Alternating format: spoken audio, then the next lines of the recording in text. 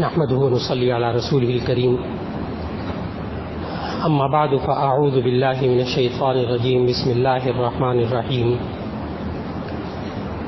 يا ايها الذين آمنوا اذا تداينتم بدين الى اجل مسمى فاكتبوه وليكتب بينكم كاتب بالعدل صدق الله العظيم۔ اللہ رب العزت نے انسان کو زندگی میں جو اصول سکھائے ہیں ان اصولوں کے مطابق یہ انسان زندگی گزارتا رہے تو اللہ رب العزت اس زندگی میں سکون عطا فرماتے ہیں، عافیت عطا فرماتے ہیں، برکت عطا فرماتے ہیں۔ اور جب انسان ان اصولوں سے ہٹ کر زندگی گزارتا ہے تو وہ خالق کے بتائے ہوئے اصولوں کے خلاف زندگی گزار رہا ہوتا ہے، جس کے نتیجے میں اس انسان کی زندگی میں سے سکون ختم ہوتا ہے، برکت ختم ہوتی ہے، عافیت ختم ہو جاتی ہے۔ آج انسان بظاہر چیزوں کے دیکھنے میں یہ محسوس کرتا ہے کہ یہ چیزیں زیادہ ہیں، لیکن اللہ رب العزت نے ہمیں ایسے اصول سکھائے کہ جن سے انسان کے مال میں، اس کے رزق میں برکت ہوتی ہے۔ یہ انسان آج برکت کے مفہوم کو بسا اوقات ذہن میں نہیں رکھ پاتا، جس کی وجہ سے اس کی زندگی میں وہ خیر و برکت جو ہونی چاہیے وہ نہیں ہو پاتی۔ آج کی نشست میں عرض کرنا مقصود ہے کہ یہ برکت کیا ہوتی ہے، انسان اس کو کیسے حاصل کرے،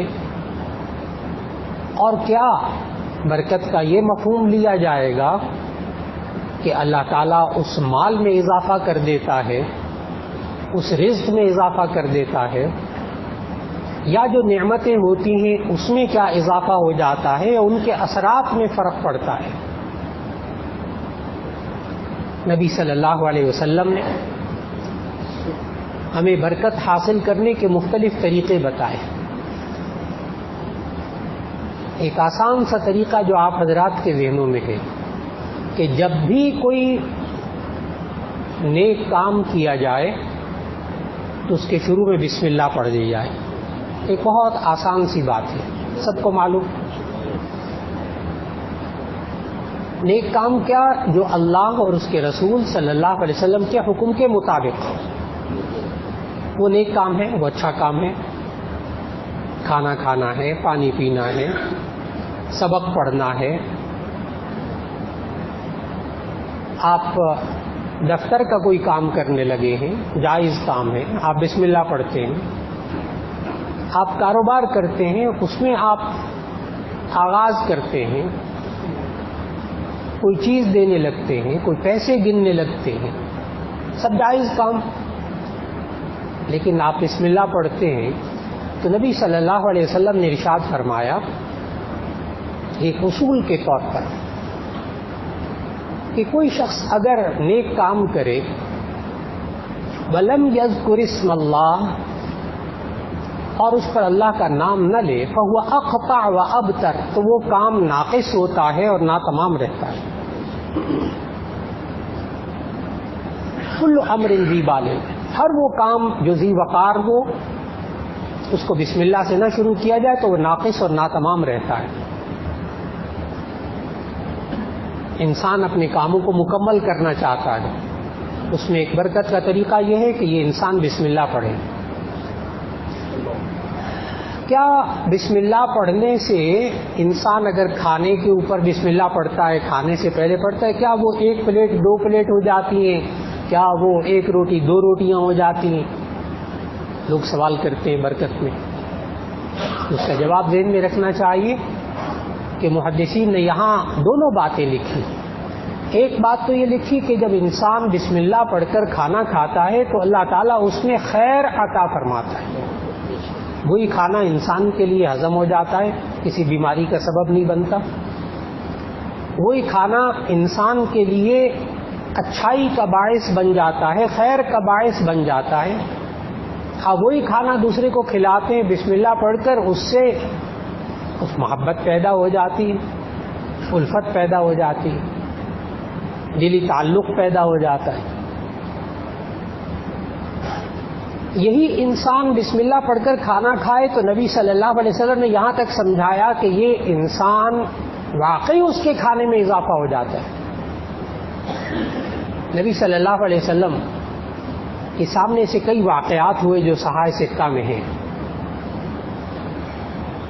نبی صلی اللہ علیہ وسلم ایک دفعہ کھانا کھا رہے تھے۔ اب آپ غور کیجئے گا کہ دسترخوان پہ نبی صلی اللہ علیہ وسلم بھی ہیں، صحابہ بھی ہیں۔ آپ صلی اللہ علیہ وسلم کی ذات بابرکت کا ہونا ہی کافی ہوتا ہے، لیکن اس وقت دسترخوان کے اوپر بیٹھ کر صحابہ نے کہا، جامع ترمذی کی روایت سنانے لگا ہوں کہ صحابہ نے بیٹھ کر کہا کھانے میں، یا رسول اللہ صلی اللہ علیہ وسلم آج جب ہم نے کھانا شروع کیا تو وہ بڑا برکت والا تھا، اس کھانے کا آغاز بڑا برکت والا تھا، اور آج اسی کھانے کا جو اختتام ہے وہ بڑا بے برکتہ ہے۔ آغاز بہت اچھا تھا اور اب جو اختتام ہوا ہے کھانے کا تو وہ کچھ بے برکت والا، برکت کے بغیر نظر آتا ہے۔ اس پر نبی صلی اللہ علیہ وسلم نے فرمایا کہ جب آپ لوگوں نے، ہم لوگوں نے کھانا شروع کیا تھا تو بسم اللہ پڑھ کر کھانا شروع کیا تھا، اور جب کھانا درمیان میں پہنچا تو ایک صاحب آئے جنہوں نے بسم اللہ پڑھے بغیر کھانا شروع کر دیا۔ فَأَكَلَ الشَّيْطَانُ مَعَهُ، تو شیطان نے ان کے ساتھ کھانا کھایا، شیطان نے ان کے ساتھ کھانا کھایا۔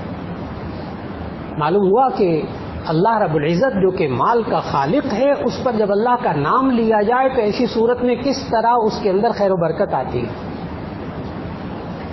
بالکل اسی طرح حلال مال کے اندر برکت ہوتی ہے اور حرام مال کے اندر برکت نہیں ہوتی، اگرچہ زیادہ ہو۔ بظاہر انسان سود لے، جوا کھیلے، مال زیادہ آ جائے، لیکن اللہ رب العزت نے قرآن مجید میں سکھایا کہ یمحق اللہ الربا ویربی الصدقات، یمحق اللہ الربا، اللہ تعالیٰ سود کو مٹاتا ہے، ویربی الصدقات، اور صدقات اور زکوٰۃ کو بڑھاتا ہے۔ زکوٰۃ سے مال انسان نکالتا ہے، بظاہر مال کم ہو جاتا ہے، لیکن اللہ کہہ رہا ہے کہ میں بڑھاتا ہوں، تو مال کا خالق ہے، اور حقیقتاً اللہ بڑھاتا ہے، حقیقتاً اللہ بڑھاتا ہے۔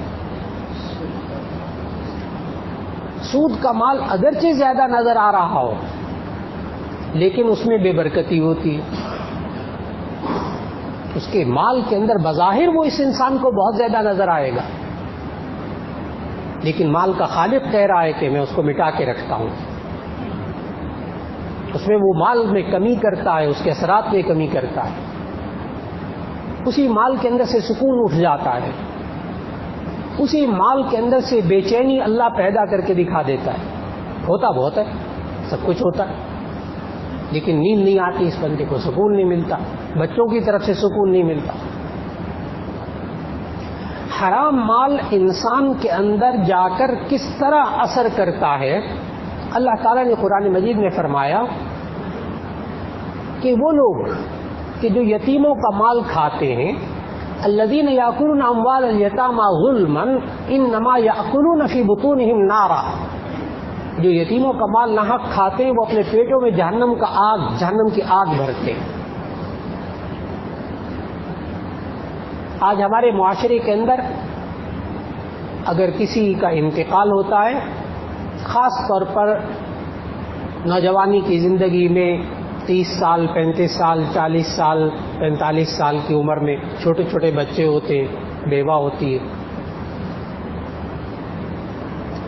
سب سے پہلے اس کو بیوہ کو گھر سے نکالتے ہیں، بچوں کو گھر سے نکالتے ہیں، اور یتیموں کے مال پہ قبضہ کرتے ہیں، ان کے کاروبار پہ قبضہ کیا، ان کی جائیداد پہ قبضہ کیا، فلاں پہ قبضہ کیا، ان کو فارغ کرو۔ اللہ تعالیٰ قرآن مجید میں کہہ رہا ہے کہ انما یاکلون فی بطونہم نارا، یہ جہنم کی آگ اپنے پیٹوں میں بھر رہے ہیں۔ بظاہر ٹھیک ہے، کاروبار پہ بھی قبضہ کر لیا، مال پہ بھی قبضہ کر لیا، گھر پہ بھی قبضہ کر لیا، لیکن اللہ اس کے اندر سے سکون اٹھا لیتا ہے، عافیت اٹھا لیتا ہے، اس کے اندر سے برکت اٹھا لیتا ہے. اور یہی بندہ یتیم کے مال کو اگر دیکھے کہ بچے ہیں چھوٹے، اب یہ کاروبار بھی ہے یا ان کا پیسہ بھی ہے، میں اس کو انویسٹ کروں گا اور اس میں سے کما کر جب یہ بچے بڑے ہو جائیں گے میں ان کے سپرد کروں گا اور اب بھی ان کی کفالت کروں گا، تو اللہ اس کے رزق کے اندر کیسی برکت دکھائے گا، یہ انسان اپنی آنکھوں سے دیکھے گا. یہ انسان بس اوقات کسی دوسرے انسان کی مدد کرتا ہے اور اللہ تعالیٰ اس کے مال میں برکت دے دیتا ہے، خود مشقت اٹھاتا ہے، خود دوسروں کے لیے کام کر رہا ہے. یہ عام ماحول ہے گھروں کے اندر، خاندانوں کے اندر. 4-5 حقیقی بھائی ہوں، حقیقی بھائی، ان میں سے کچھ ایسے ہوں گے جو کہ محنت کرنے والے ہوں گے، قابل ہوں گے، اللہ تعالیٰ ان کو مال و دولت دے دے گا. کچھ واقعی بڑے قابل ہوتے ہیں لیکن ان کے پاس پیسہ نہیں ہوتا، جو بیچارے بالکل ناکارہ ہوتے ہیں، ان کو تجارت میں اللہ تعالیٰ ایسا لگا دیتا ہے کہ وہ بہت پیسہ کما لیتے ہیں. لیکن یہ انسان جب زندگی کے اندر، عملی زندگی کے اندر اپنے ان حقیقی بہن بھائیوں کا خیال رکھتا ہے جو کہ مالی اعتبار سے کم ہو، تو اللہ تعالیٰ اس بندے کو وہاں سے رزق دیتا ہے جہاں سے گمان بھی نہیں ہوتا ہے. نبی صلی اللہ علیہ وسلم کے سامنے جب وہ اصحاب صفہ میں سے وہ صاحب تھے کہ جن کے بارے میں آ کر ان صحابی نے نبی صلی اللہ علیہ وسلم سے عرض کیا، یا رسول اللہ صلی اللہ علیہ وسلم، یہ بھائی میرے ہیں، یہاں پڑھتے رہتے ہیں اصحاب صفہ میں سے، اور میں کماتا ہوں، میں سارے گھر کے اخراجات سارے برداشت کرتا ہوں. نبی صلی اللہ علیہ وسلم بھی بات سمجھ گئے کہ یہ پڑھتا رہتا ہے، اخراجات وغیرہ میں اٹھاتا ہوں، سارے محنت میں کرتا ہوں، یعنی یہ کچھ نہیں کرتا. تو نبی صلی اللہ علیہ وسلم نے ان شکایت لگانے والے صحابی کو جو جواب دیا وہ سمجھنے والا جواب ہے. نبی صلی اللہ علیہ وسلم نے فرمایا، لعل اللہ ان یرزقک بہ، شاید اللہ تعالیٰ تمہیں اس کی وجہ سے رزق دیتا ہے. دیکھیے گا برکت کیسے ہو رہی. یہ انسان اس پڑھنے والے بھائی کی مدد کر رہا اور اللہ اس کو ڈائریکٹ رزق دے رہا، اس کو نہیں پتہ لگ رہا اللہ کیا کر رہا ہے، اللہ اس کو رزق دے رہا اس کے بدلے میں. کاش کہ انسان کا ایمان یہ بن جائے کہ برکت انسان کیسے حاصل کرے. آج کھانے کے اندر برکت، گھر کے اندر برکت، آپس میں لڑائیوں سے، آپس میں جھگڑوں سے برکت ختم ہوتی ہے. یاد رکھ لیجیے بہت اچھی طرح، کاروبار میں جھگڑا کرنے سے برکت ختم ہوتی ہے. گھر کے اندر ساس بہو کے جھگڑے سے، نندوں کے جھگڑے سے، بھائیوں کے جھگڑے سے گھروں کے اندر بے برکتی ہوتی ہے، برکت اٹھ جاتی ہے. ہر انسان اپنے گھر کو، اپنے خاندان کو، اپنے کاروباری ادارے کو ایک مضبوط شکل میں دیکھنا چاہتا ہے، اور اللہ تعالیٰ نے قرآن مجید میں فرمایا، وَلَا تَنَازَعُوا فَتَفْشَلُوا وَتَذْهَبَ رِيحُكُمْ، تم آپس میں مت جھگڑو، فتفشلوا، تم شل ہو جاؤ گے، مفلوج ہو جاؤ گے، وَتَذْهَبَ رِيحُكُمْ، اور تمہاری ہوا بھی اکھڑ جائے گی، یعنی ثابت قدم نہیں رہو گے، مضبوط نہیں رہو گے. یہ بے برکتی کی نشانی ہے. جب لڑائی ہوتی ہے گھروں کے اندر، خاندانوں کے اندر، ایک گھر کے افراد میں میاں بیوی کی لڑائی ہوتی ہے، بھائیوں میں آپس میں لڑائی ہوتی ہے، وہاں سے اللہ برکت اٹھا لیتا ہے. اور جب انسان اتفاق اور اتحاد کی کوشش کرتا ہے، جوڑنے کی کوشش کرتا ہے، مل بیٹھنے کی کوشش کرتا ہے، اللہ اس میں برکت عطا فرما دیتا ہے. ایک صحابی نے نبی صلی اللہ علیہ وسلم سے سوال کیا، یا رسول اللہ صلی اللہ علیہ وسلم، ہمارے گھر میں برکت نہیں ہوتی، برکت نہیں ہوتی، کھانا کھاتے ہیں تو بھی برکت نہیں ہوتی، نبی صلی اللہ علیہ وسلم نے ان سے پوچھا لعلکم تفترقون، شاید تم الگ الگ کھانا کھاتے ہیں. صحابی نے کہا جی ہاں. نبی صلی اللہ علیہ وسلم نے فرمایا فاجتمعوا، اکٹھے مل کر کھانا کھا لیا. آج گھروں کے اندر بھی یہ ماحول بنانے کی بہت ضرورت ہے. آج انسان جو مشین بن گیا، باپ کے آنے کا الگ وقت ہے، ماں کا الگ وقت ہے، بچوں کا الگ وقت ہے، وہ ٹیوشن کا ہے، فلاں کا ہے، کالج کا ہے، ادھر کا ہے، ادھر کا ہے، ہر ایک کا اپنا اپنا وقت ہے، نہیں جمع ہو رہے بیٹھ رہے. لیکن انسان کوشش کرے ایک یا دو وقت جو بھی آسانی سے ہو سکے اس کو ایسا مینٹین کرے کہ انسان بچوں کے ساتھ، گھر والوں کے ساتھ، بھائیوں کے ساتھ، بہنوں کے ساتھ مل کر گھر میں کھانے کی کوشش کرے. اللہ اس کے اندر کیسا جوڑ عطا فرما دے گا یہ انسان چند دن کے اندر کیفیت کو دیکھ سکتا ہے. صرف چند دن کے اندر اپنے اس گھر کی کیفیت میں تبدیلی پائے گا کہ مل کر بیٹھ کر کھانے سے اللہ تعالیٰ کیا چیز انسان کے اندر پیدا کر دیتا ہے. پھر برکت کا مفہوم جو حضرت شاہ ولی اللہ رحمہ اللہ نے حجت اللہ البالغہ میں لکھا، حضرت شاہ ولی اللہ رحمہ اللہ نے حجت البالغہ میں لکھا کہ انسان برکت والا کھانا جب کھاتا ہے، بسم اللہ پڑھ کر کھانا کھاتا ہے، حلال کھانا کھاتا ہے، یعنی برکت کے جتنے بھی طریقے ہیں ان کو اختیار کرتا ہے، اس کے نتیجے میں اللہ تعالیٰ نمبر ایک سٹیج اس کی، اللہ تعالیٰ اس کھانے کو ہضم کر دیتا ہے. کھانا ہضم ہو جائے یہ بھی برکت کی نشانی ہے. پھر فرمایا شاہ ولی اللہ رحمہ اللہ نے کہ انسان کھانا کھائے اور وہ ہضم ہونے کے بعد صحیح خون بن جائے، فاسد مادے نہ بنے، یہ بھی برکت کی نشانی ہے. انسان کھانا کھائے، چیز کھانے والی چیز کھائے اور اسے فاسد مادے نہ بنے. یہی چینی انسان کھاتا ہے، یہی نمک کھاتا ہے.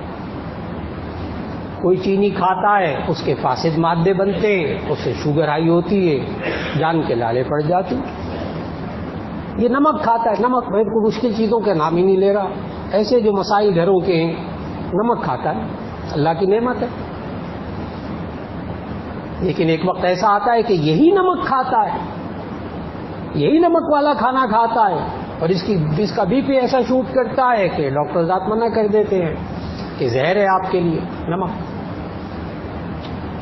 کیا ہوا کہ وہی انسان کھاتا ہے چینی حلال، نمک حلال، چھوٹی چھوٹی چیزیں، باقی بڑی چیزیں الگ.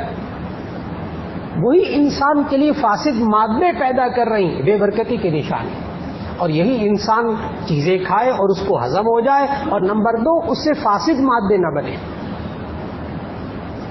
حضرت شاہ ولی اللہ رحمہ اللہ نے تیسرا مرتبہ لکھا، فرمایا کہ اس سے وہ کھانا خون بن جائے اور صحیح خون بن جائے اور اس صحیح خون سے صحیح گوشت بن جائے، یہ بھی برکت کی نشانی ہے.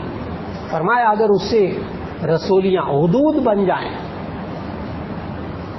وہی غدود کینسر کہلاتے ہیں ایک سٹیج میں آ کر. اللہ تعالیٰ سب کو محفوظ رکھیں بیماریوں سے. وہی خون ہے لیکن اس سے وہی گلٹیاں بن رہی، غدود بن رہے، رسولیاں بن رہی، وہی کینسر میں جا رہا. لیکن یہ انسان اگر حلال کمائی کھاتا ہے، برکت والا مال کھاتا ہے، اللہ صحیح گوشت بنا دیتا ہے، یہ بھی برکت کی نشانی. اور آخری بات شاہ ولی اللہ رحمہ اللہ کی سننے والی، فرمایا کہ اگر یہ اس کو کھا لے، ہضم بھی ہو جائے، صحیح خون بھی بن جائے، اس صحیح خون سے صحیح گوشت بھی بن جائے، اس سے اعضاء بن جائیں، پھر ان اعضاء سے وہ انسان اللہ کے احکام کو پورا کرے، یعنی نیک کام کرے ان ہاتھ پاؤں سے، ان آنکھوں سے، اس زبان سے. تو نیک کام جب کرے گا تو یہ بھی برکت کی نشانی ہے. معلوم ہوا کہ اگر ہم گھروں کے اندر حرام مال استعمال کریں گے تو ایسی صورت میں گھروں میں بدعملیاں پیدا ہوں گی، گھروں میں گناہ کی زندگیاں سامنے آئیں گی. اور اگر یہی انسان برکت والے مال، برکت والے طریقے اختیار کرے تو اللہ گھروں کے ماحول میں گھروں کے افراد سے نیک اعمال سرزد کروائے گا. اللہ رب العزت ہم سب کو حلال روزی کمانے کی توفیق عطا فرمائے، اور پھر برکت کے وہ طریقے جو نبی صلی اللہ علیہ وسلم نے سکھائے ان کو استعمال کرنے کی توفیق عطا فرمائے۔ اور پھر اس کے ساتھ ساتھ آج جو معاشرے کے اندر آپس میں توڑ پیدا ہو رہا ہے، خاندانوں کے اندر، رشتہ داروں کے اندر، گھروں کے اندر، اللہ تعالیٰ اس سے بے برکتی کے جو اثرات ہیں اس سے ہم سب کی حفاظت فرما لے۔ وآخر دعوانا ان الحمد للہ رب العالمین۔